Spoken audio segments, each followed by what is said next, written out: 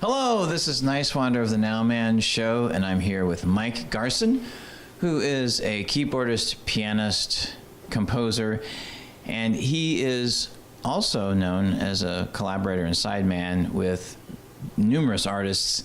In this particular episode, we're going to focus on David Bowie. Mike Garson, welcome to the Nowman Show. Nice to be here. When did you first meet David? I met David in 1972. I've told this story a few times where I was giving a piano lesson in Brooklyn. My wife was working, and the phone rings, and it's David Bowie's manager, and he says, "Can you come down for an audition in Manhattan in 20 minutes at RCA Recording Studios?" I have a daughter that's 1 year old swinging on a little swing right next to the piano, a piano student there who I just met, and I don't know who Bowie is, and they're asking me to do an audition.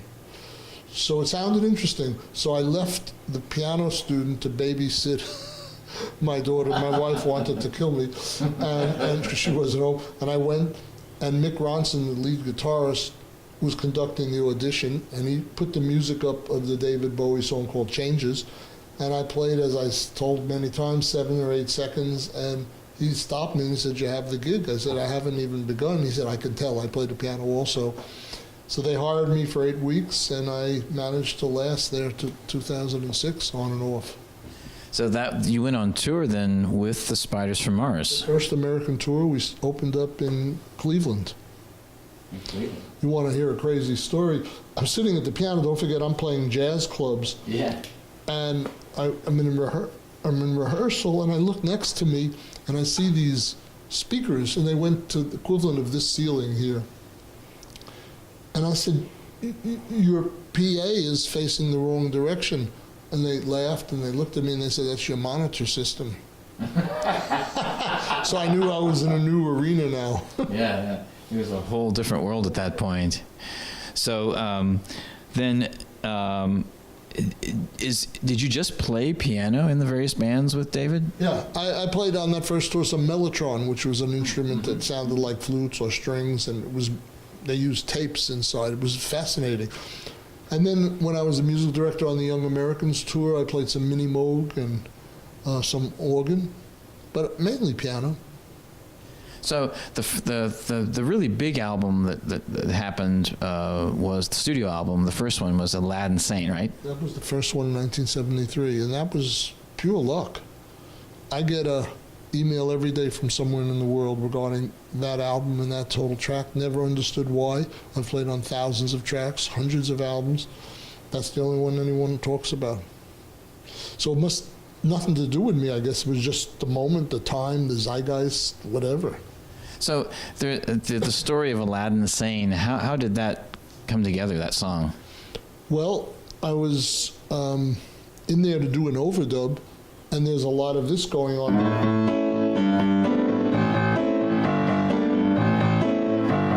So Bowie asked for a piano solo, and I played something like this.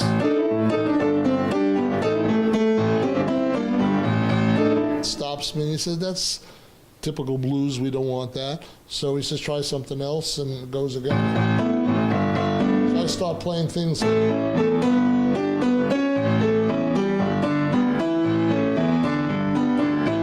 So playing Latin, these kind of things. And he said, "That's interesting." But he said to me, "I heard you played on the avant-garde scene in Manhattan, in New York, in the 60s. Can you do something like that?" And my remark, of course, is, "You don't want that. That's why I'm not working Saturday night, you know."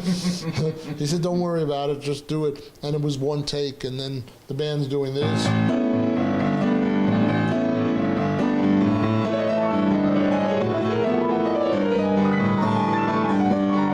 That kind of a thing. Except they were doing that, so I had both hands to do this. But when you hear it isolated, it doesn't sound so good.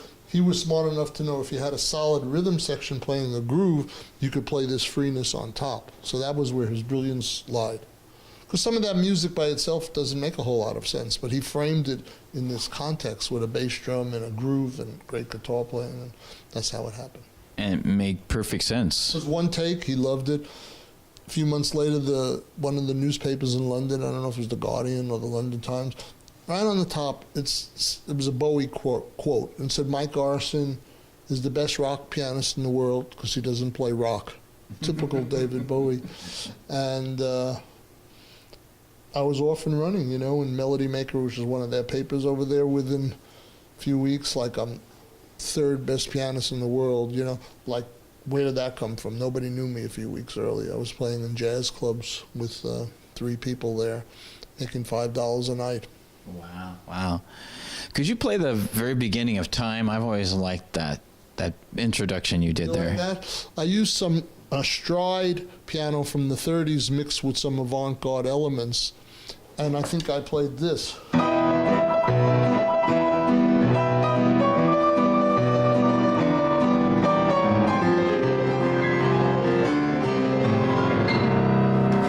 Time. That's it. That's fantastic. So after that, Bowie did a kind of a cover tune album, right, called Pinups. Fun. It was all English songs by English composers, and there was one by Syd Barrett that was called See Emily Play, a wild piano solo on that I played, now that I remember it. Mm-hmm. And I really liked also the Rolling Stones' Let's Spend the Night Together that you did there. Yeah, he asked for a crazy intro on that, and I did something like that.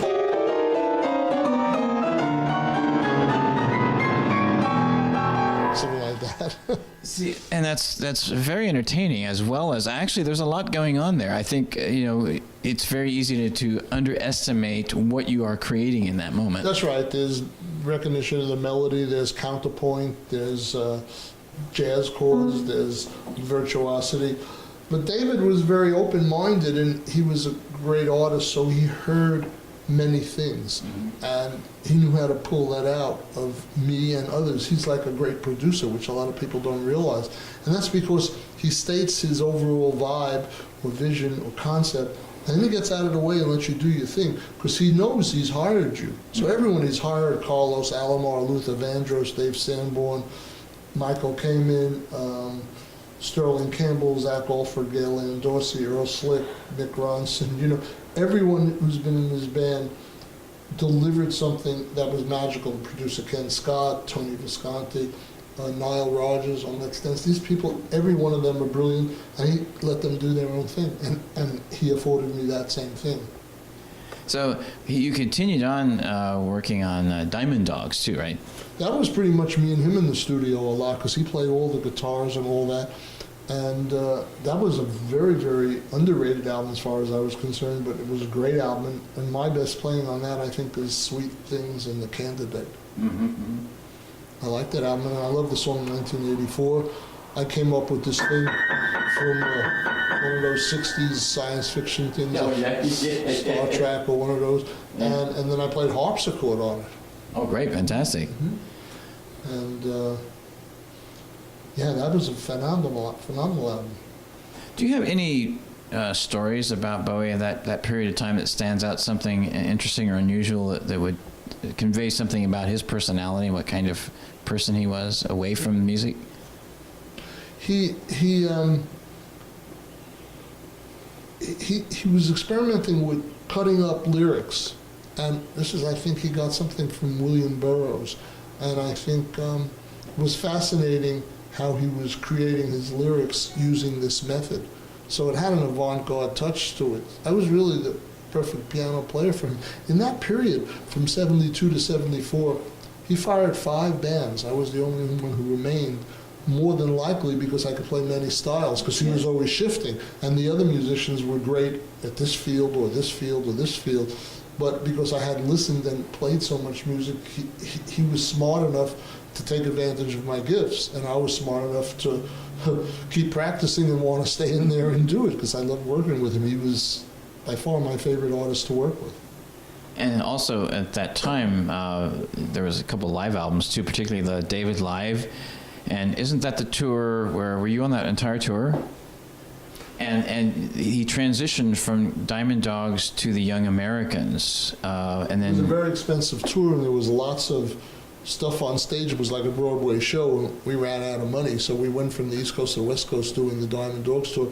When we got to the other side in California, we came back with the Young Americans band, very stripped down, and I had a soul band, basically. I was playing with all American musicians that were white and black, that understood their music. I was playing gospel things. I wasn't playing avant-garde stuff. On that Young Americans album, It's Gonna Be Me, that song didn't get released 10, 15 years after the album came out. Can You Hear Me? Young Americans. These are things that, like, he switched the whole vibe. So that was an exceptional tour. The Diamond Dogs tour was phenomenal. It's sad that it was never recorded. He since then has pretty much recorded everything we ever did. We missed that, and that was the most expensive tour. It was just a great experience. And on Young Americans, it's you really, the piano in Young Americans, the title cut, really drove the whole band, yeah, right? I set that little pattern up.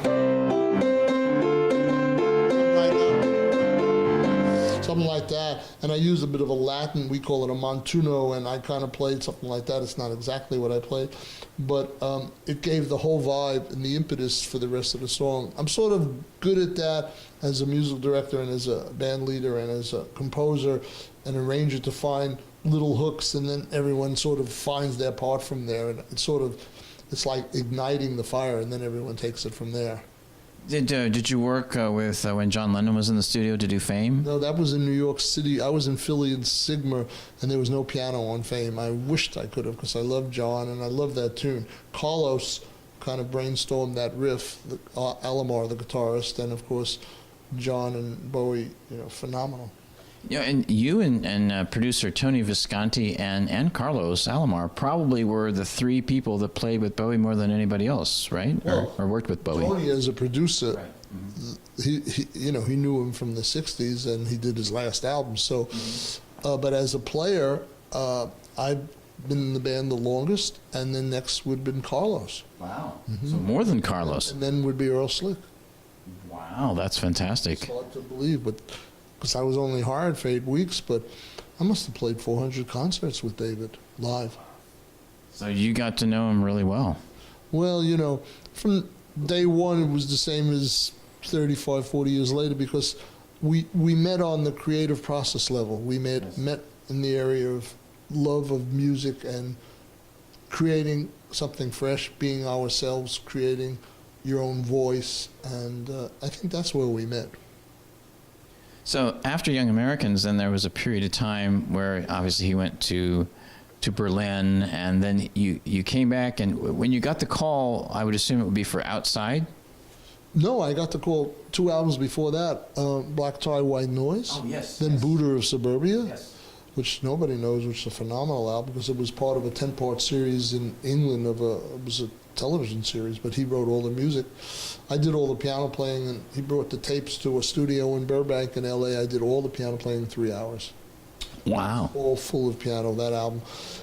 But in that period of time, he said to me, I did a lot of commercial stuff in the 80s, and some of it I felt I compromised my integrity. I would like to put my favorite musicians together. So he picked Brian Eno and myself and Reeves Gabrels and Carlos, and we went to Switzerland, and we did the Outside album, which was improvised for, I would say, 2 weeks, 3-4 hours every day, and then Brian Eno and David put together the album based on it, but they gave us each 1/6 credit for co-creating it.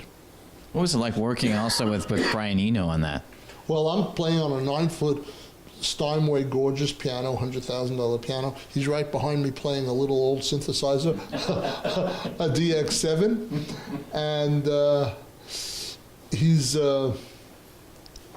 every day we're going to the music store and buy a little box and attach it to the DX7, and I'd hear like beep, beep, beep, beep, and I hear these different crazy sounds. I'm playing like this, beep, beep, beep, beep, and like the two of us, like we covered every aspect of music.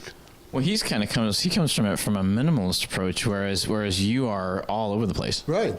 I mean, I know minimalist music, but I can't hang there too long, Yeah. But he totally is, and he was a philosopher and brilliant. And he also played with Roxy Music, and he loved jazz too. He used to interview me about Bill Evans. So these guys, they're very open, him and David. They want to know. I totally understand how that works. When I met David Bowie, he was talking to me about Stan Kenton, who had a big band and was a piano player. We're talking about Charlie Mingus, a composer and great bass player. Talking about Monk. You know, he wanted to know all that stuff. And he played baritone sax. That's the big one. You know, and he studied it in England. And very wide palette he had. Yeah. Very, very wide palette. Could you play us one of your Bowie variations, maybe on Life on Mars? Well, I can. You know, the interesting thing is I downloaded this because I thought it was, because I do so many improvisations that have so much of my style that sometimes you actually forget what was the original melody. And we ended up like, you know, in 2006 doing this in a very much lower key than the original. The original was done by a great pianist, Rick Wakeman. And From Yes. yeah, that's correct. And he played a perfect piano part. So when I joined the band, I had to find my own voice. So I handled it more jazzy. So now after all these years, of course, when I was playing it for Bowie, I was not playing the melody. I was accompanying him. So now, since there's no singer here, and he's not around, I'm going to play the melody and the chords and do some variations of it, but kind of play it a little sparser than I normally am. And I'm going back playing it in this original key, which is very different from me. So it's like learning a whole new piece. So I'll play that for you. It won't be what I did a few weeks ago on Periscope, because every time I play pieces, I change. That's great. Here's Mike Garson, Life on Mars, Bowie variation.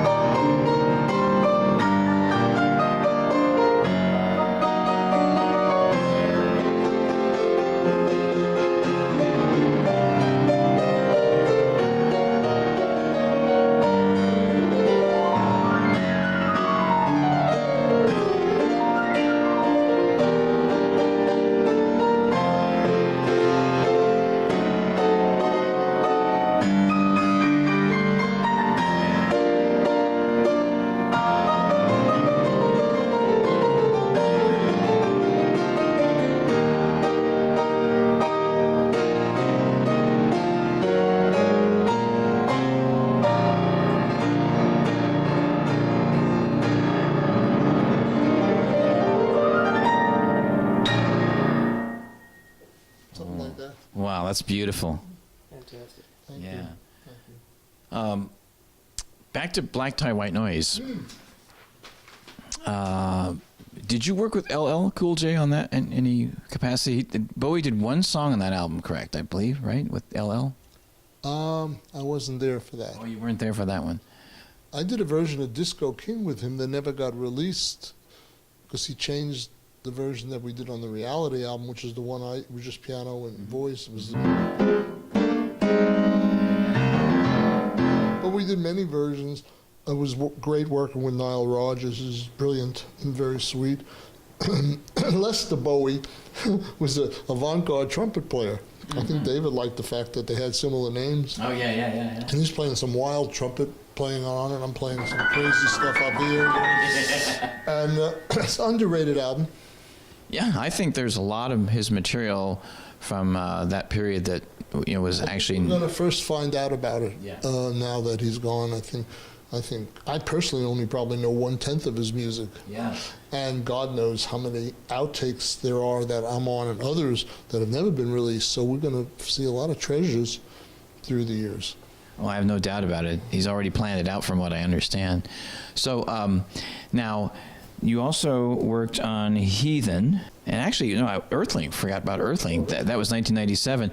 Actually, at that time, I saw him get his star on the Hollywood Walk of Fame. There were only maybe a couple hundred people there. Wow. Then there's Hours, and Reality was the very last I album. did with him, that has a beautiful song, Loneliest Guy, and Disco King, as I said, and I played on one other. Very good album. It was a really good album. And then that was sort of my last album with him, and his last two were great albums. And then he did 2 concerts after the Reality tour. They both were just piano and voice, and I was privileged to do both of those. And one was at the VH1, was it VH1? Fashion Awards or Fashion something? Awards, right? And then the other was an AIDS benefit. Wow. And that wasn't televised, sadly. So, and that was with Alicia Keys and David? And they sang Changes, and I played the piano. It was great.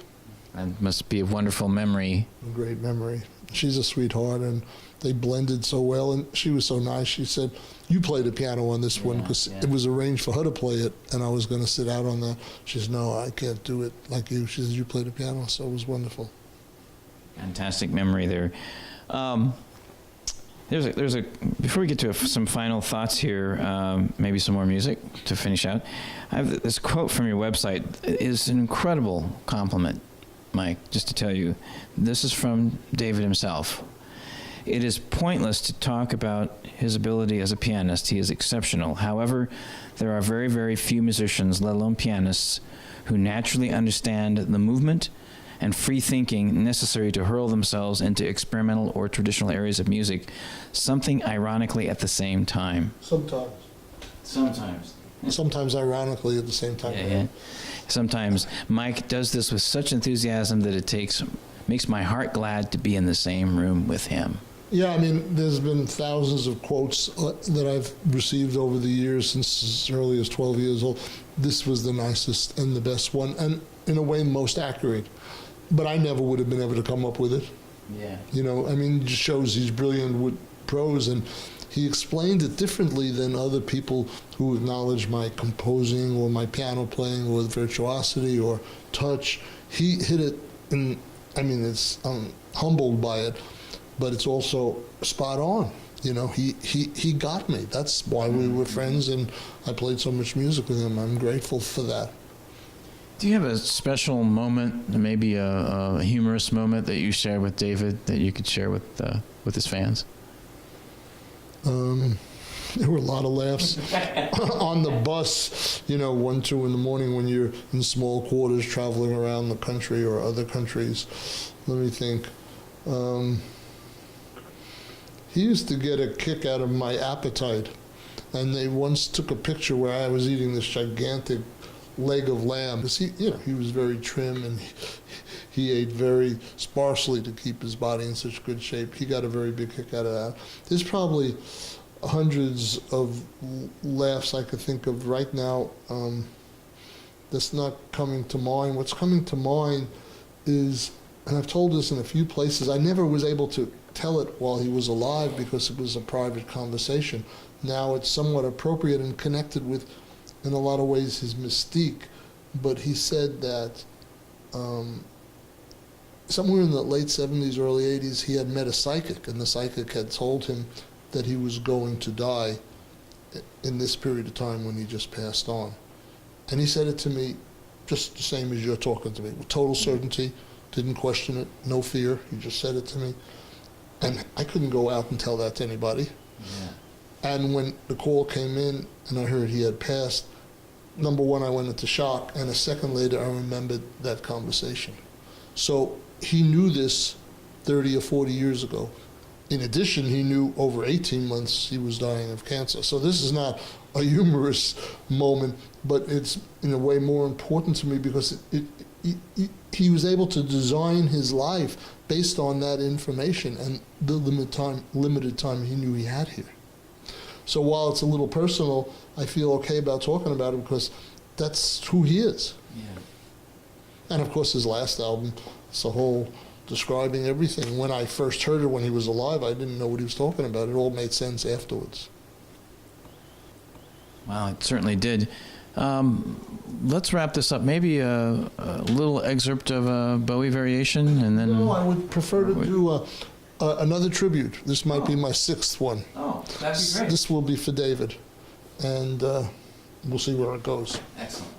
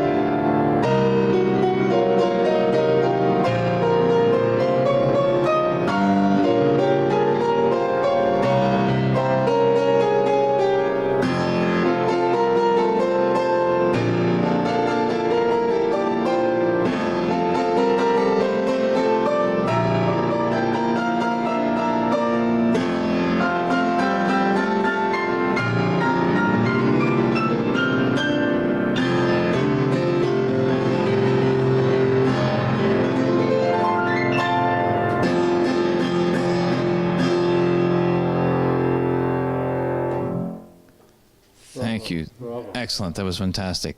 Fantastic. So, what's coming up next, and how can people learn more about you and your work? I'm going off to Israel for some concerts, going to England, be playing in the States. People could find out on Facebook, my official site. There's a lot there, or MikeGarson.com, or they could email me at MikeGarson@gmail.com. So I'm available that way, and thank you for you, all three of you, for listening, because all the pieces I played were real good today. I don't always play good. Or I always play good, but they don't always mean a lot to me. But these work, which to me means you guys listen well, understand, and appreciate it, because my fingers play notes based on who's around me, because I'm not playing written music. So I'm affected by the environment. So when I'm playing better, it means the quality of the people around me are better. It's fascinating. This has been going on my whole life. That's a great compliment. Thank you. Well, we'll do it again sometime. That sounds fantastic. This is Niswander, and you've been watching The Nowman Show with Mike Garson.